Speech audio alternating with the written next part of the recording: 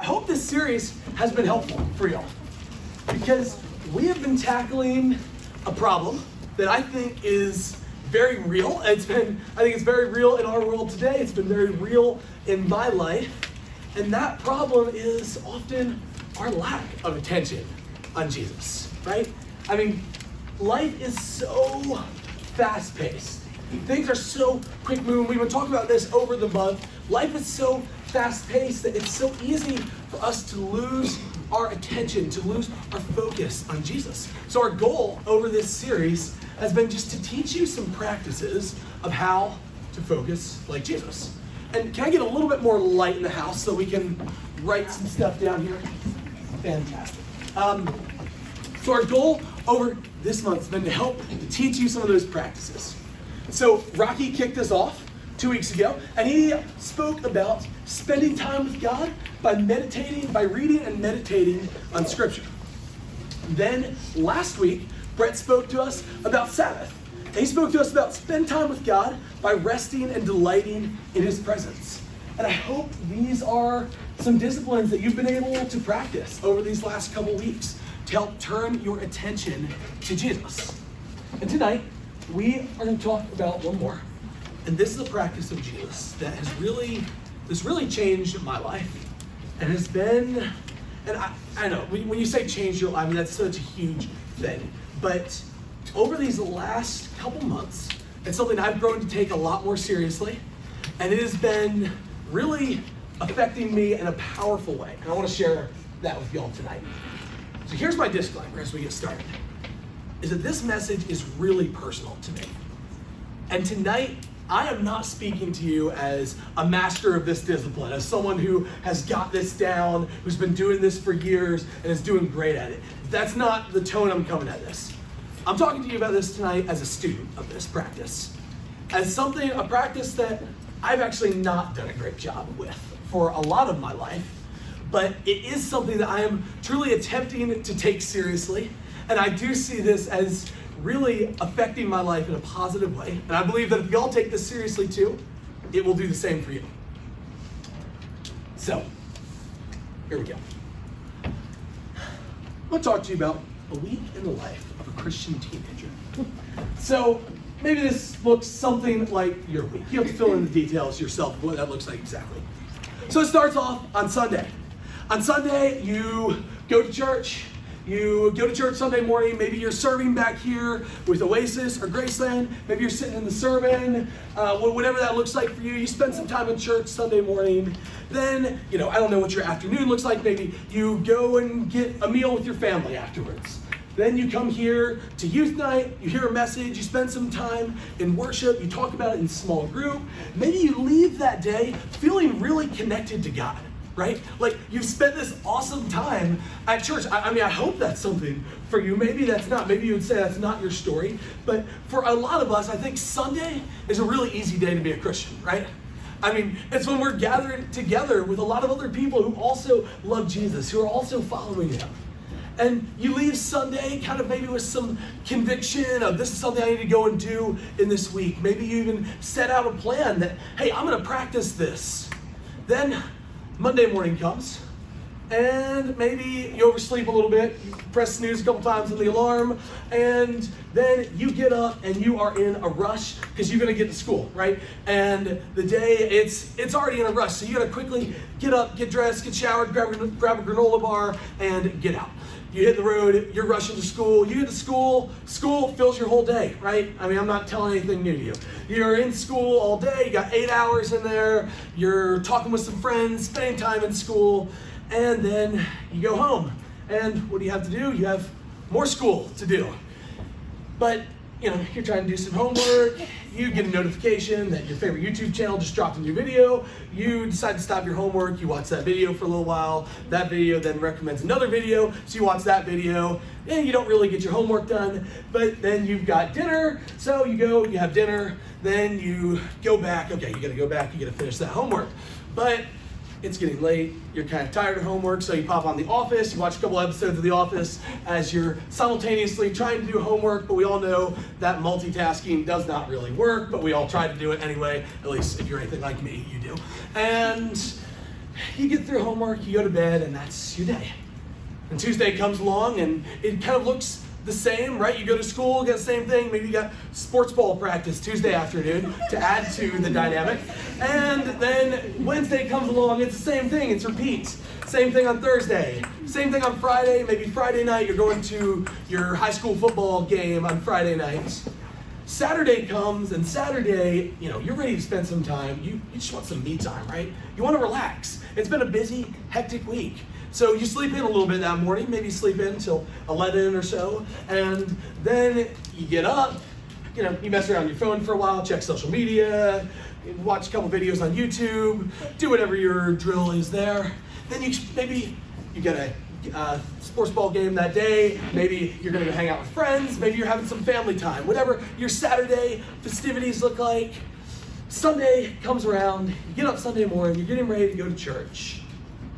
At some point in that day, it hits you that you spent that whole week and you never did what you set out to do. You never did that plan that you made at youth night, and you never really acted on that. I mean, in fact, sometimes it hits you that I don't know that I even thought about God this week. I mean, okay, maybe you had the quick prayer before dinner, sure, but you never really invested in that. You never really spent any time with Jesus that week. And you kind of wonder, where's God? Like, where was God in my week?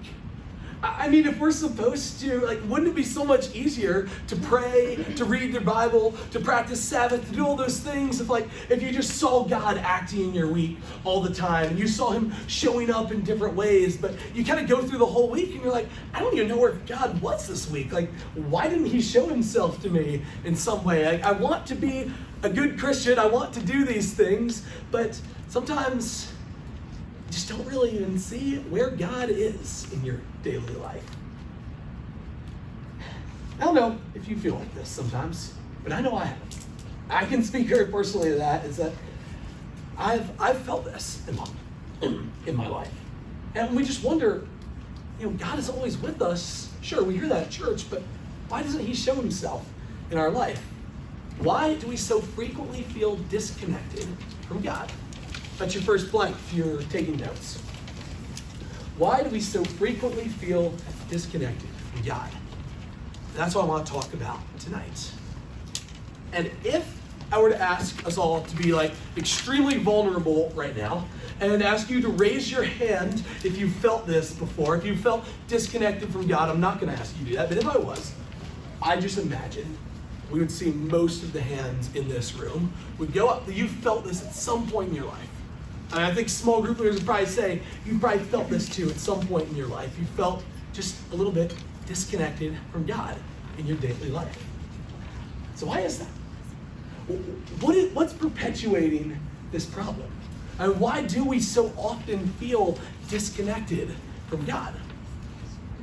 Well, there's this quote from this book that we've talked about a couple times. The Ruthless Elimination of Hurry is something I read, super impactful in my life. And this was really helpful to me. And I could re-say this in my own words, but I thought the author, John Mark Comer, said it really well. In the chronic problem of human beings' felt experience of distance from God, God usually isn't the culprit. This is the problem that we feel, a feeling of distance from God. God usually isn't the culprit. He goes on to say, God is omnipresent. That means God is everywhere, right? God is omnipresent. There's no place that God is not, and no place he isn't present either. Our awareness of God is the culprit, and it's acute. Our awareness of God is the culprit. Did you catch that? I mean, what he's saying here is that God is not the problem. In our feeling of disconnect, God is not the problem. Our lack of awareness of God is the problem. That's your second blank if you're taking notes. Our lack of awareness of God is the problem. And let that sink in for a moment. Often we're unaware of God because we're really just distracted, right?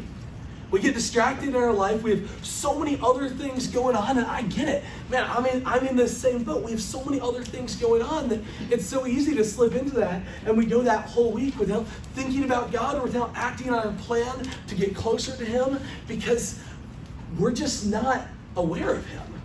We're so distracted. I mean, just think about it. Like God is a spiritual being, right? He's invisible. I've never seen him personally, but he's a spiritual being. So if we want to connect with God, we've got to slow down. We have to be in the quiet to be able to connect with Him, to be able to have a relationship with Him.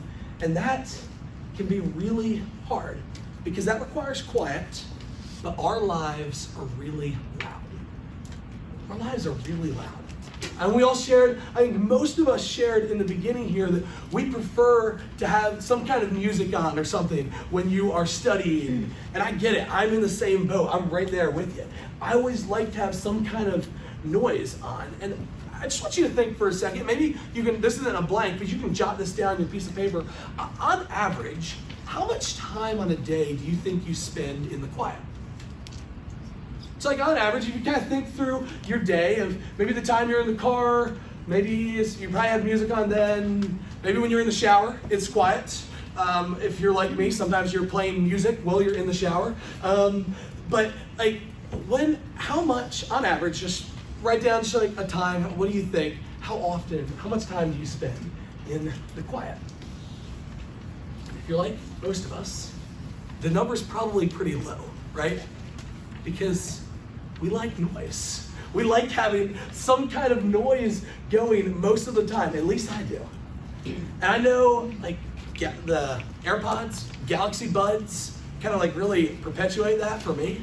Because I'm wearing my Galaxy Buds. I'm tuning something out. I'm walking around Kroger. I'm listening to music the whole time. Like I've got something, I always have some kind of noise going on in my life. And there's so little time that we really spend in the quiet.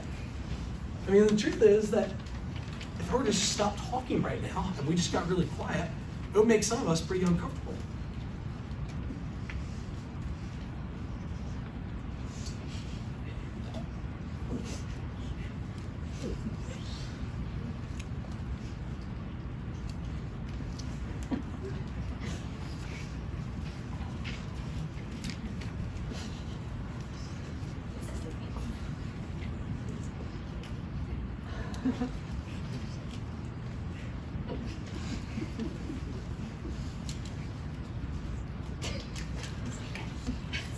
It's good. Stay quiet longer than that. Well done, y'all. That was great. But it's something, being in the quiet, it makes a lot of us uncomfortable. Like, I don't love sitting in the quiet.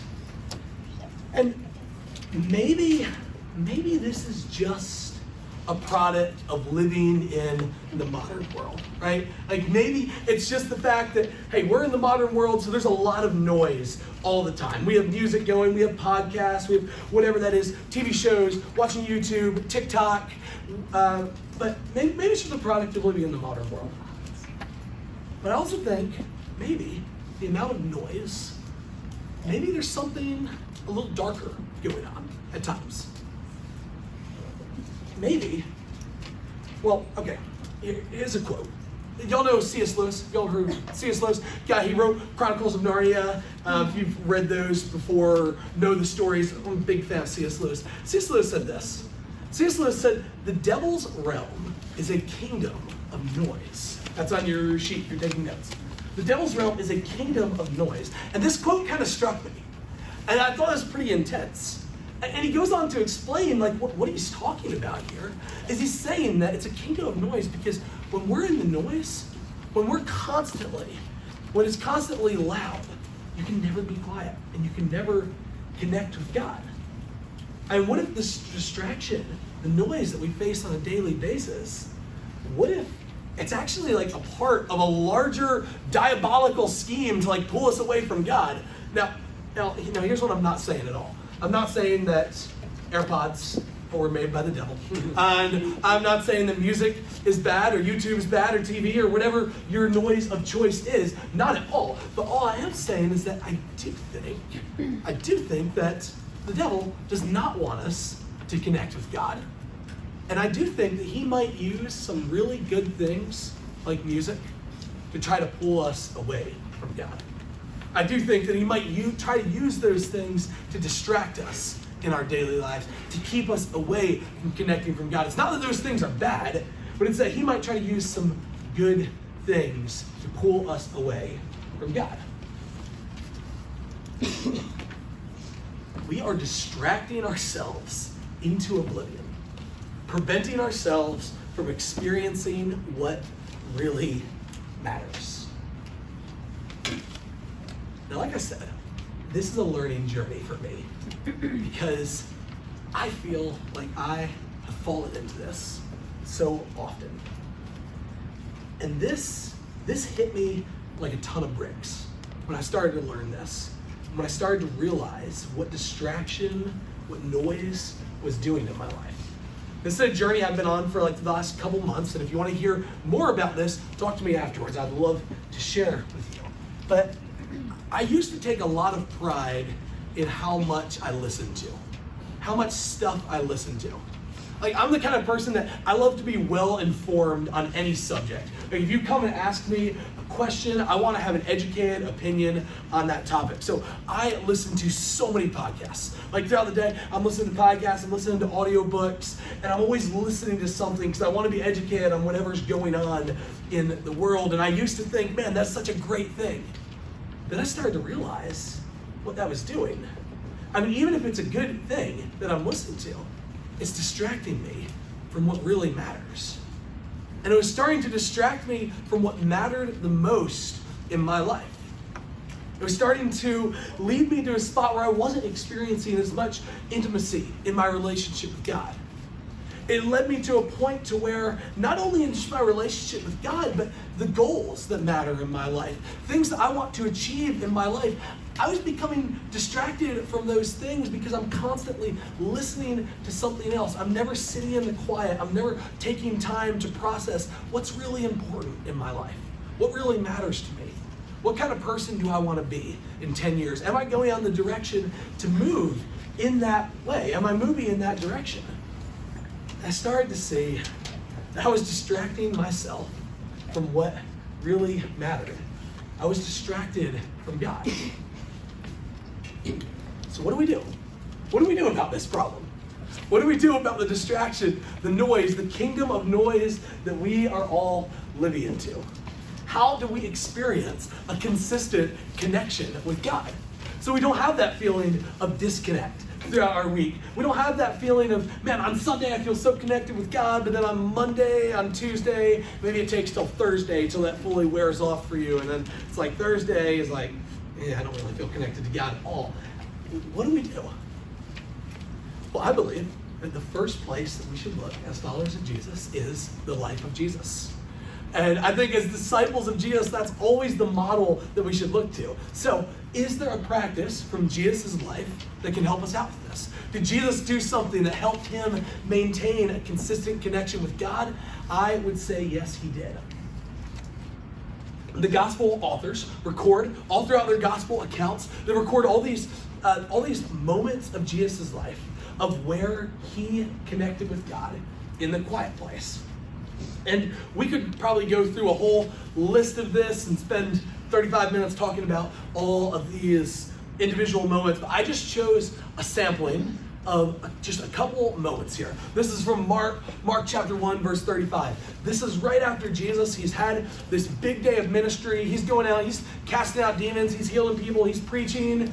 And then the next day, very early in the morning, while it was still dark, Jesus got up, left the house, and went off to a solitary place where he prayed. Jesus needed this time.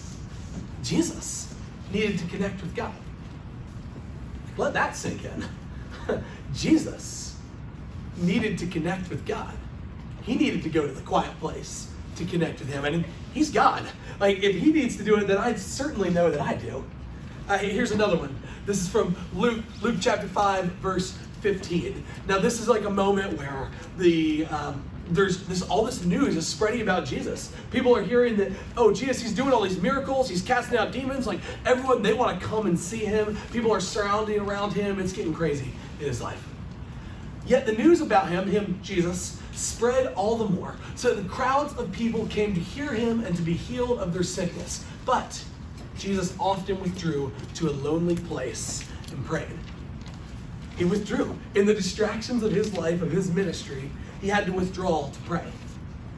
And I like this next one. This is coming from Mark also. And this is a moment where Jesus he sent out his disciples to go out on like this ministry tour. I think it's said on here. The apostles get... Am I looking at the right scripture? Well, he's just sent the apostles away to go out and do... I forgot, this is a different translation. He's just sent the apostles out to go and preach. And they've all went out. They've had these crazy weeks, days. I don't know how long they were out preaching. But then they've all come back, and here's this moment. The apostles gathered around Jesus and reported to him all that they had done and taught. Then, because so many people were coming and going, that they did not even have a chance to eat. So Jesus said to them, Come with me by yourselves to a quiet place and get some rest. So he tells the disciples, go out, go get some rest. You need to be out in the quiet. And I think the crazy thing about this one in particular is, what happens after this is that the disciples, they get in a boat with Jesus. They're trying to go across this lake so they can go and get some rest, so they can go and be in the quiet place. They get to the other side of the lake, and then there's mobs of people who surround them.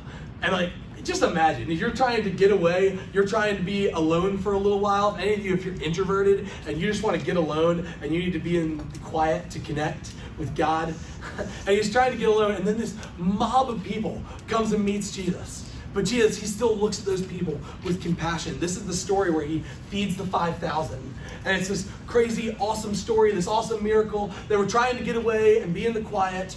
Then this happens. They feed the 5,000 people. But then, right after him, immediately after, Jesus made his disciples get into the boat and go ahead of him to Bethsaida while he dismissed the crowd. After leaving them, he went up to a mountainside to pray.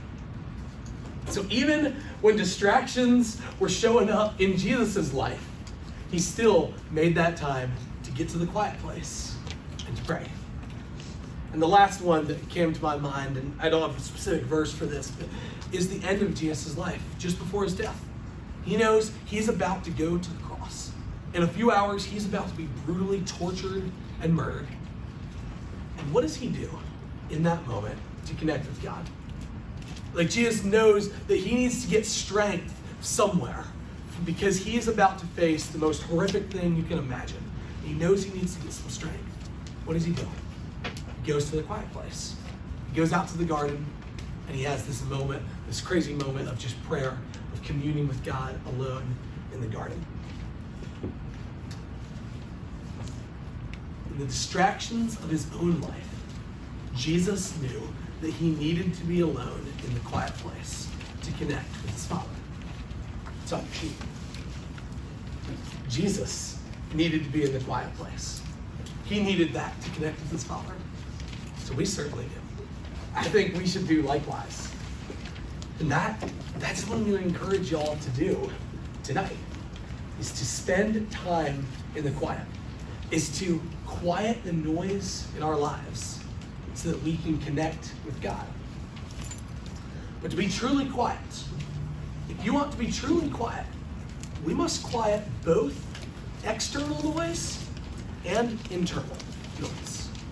There's two types of noise in our life. And if you want to be in the quiet, we need to quiet both of these. External noise. Here's what I mean by this. External noise, that is environmental noise. That is you hearing my voice right now. That is when you're jamming out to Taylor Swift. That might just be me. That is listening to podcasts, whatever that is, whatever that noise is that you're listening to. External noise, it's pretty simple. Internal noise is that inner monologue in your head that only you can hear. But that's often running. Maybe that's running for you right now. And you hear those thoughts in your head, that voice in your head. It's that inner monologue. And if we want to be truly quiet and connect with Jesus, we need to learn to be able to quiet both types of noise. The external noise, that's pretty simple, right? You turn off sound. You go out alone somewhere and you turn off sound and you just quiet external noise. Now, it's simple, but it's not easy. It can actually be really hard because when we turn off the external noise, the internal noise gets a whole lot louder. And sometimes we don't want to listen to that. Sometimes we use external noise to drown out what we don't want to hear internally. Sometimes we think that, hey, if I listen to my music loud enough, I jam out to Taylor Swift loud enough, then I won't have to think about the fact that I'm feeling a little depressed right now. If I listen to this next podcast, well, then I won't have to think about the stress that I feel about the fact that I'm actually failing my math class.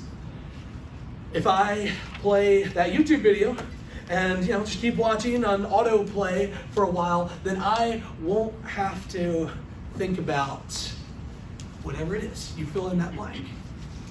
Sometimes we use that external noise to drown out what we don't want to hear internally. And I think we know this, but y'all, that's not healthy. And I do it too, I get it, but it's not healthy. First, we need to turn off that external noise. And we need to process what's going on internally. And that's gonna be hard at times. That's gonna maybe you're gonna have to process some dark emotions that you don't really want to feel, but you're gonna have to work through that. And this is really good for our emotional health, is to be able to process that. But then what do we do if we're wanting to experience quiet? How do we quiet that internal noise? Like, how do we quiet ourselves to a point to where we can really just connect with God in the moment? Now, this is something I'm learning, I'm working on right now, and I want to say that takes a lot of practice and it takes time. So it may not happen for you right off the front. Like you might sit down to get in the quiet place with Jesus, you're gonna sit down and pray, and then your mind is just gonna start rushing. It's gonna start going with a million different thoughts, all of your to-dos, all of your worries, things you're excited about, all that stuff's gonna start playing in your mind right away. Maybe you've felt that before. You try to sit down and pray, but then this whole monologue starts going off, and it's like, how do I quiet that? It takes time. It takes practice to be able to quiet that and just focus with Jesus.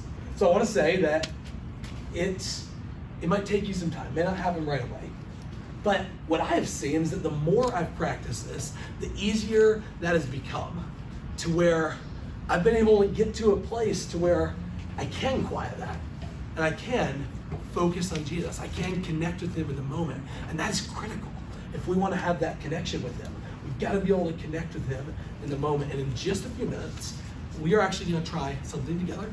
We're going to try a meditation that I have learned that has been really helpful for me to be able to quiet the internal noise. So we'll try that out in just a minute together before we go to small groups, but we'll circle back to that. So, if you want to experience a connection with God, you have to quiet the noise. You've got to quiet the noise. You've got to be in the quiet place. Here's the good news. This can be challenging, but I am quite convinced that you will not regret it if you try this. And I'm also, the really awesome part is that you can't fail at this. Like, this isn't a practice where it's like there's no pass-fail situation here. If you go and you just try to quiet yourself, and you just try to just pray, to just focus on Jesus for a few minutes, then there is no way to fail at that.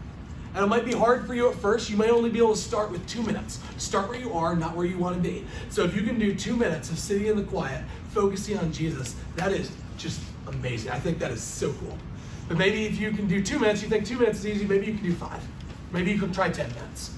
But there's no way to fail at this. It's just doing it. It's creating that space to spend time with Jesus in the quiet. And over time, it's going to get easier. Over time, it's going to become a habit in your life that will become easier the more you do it.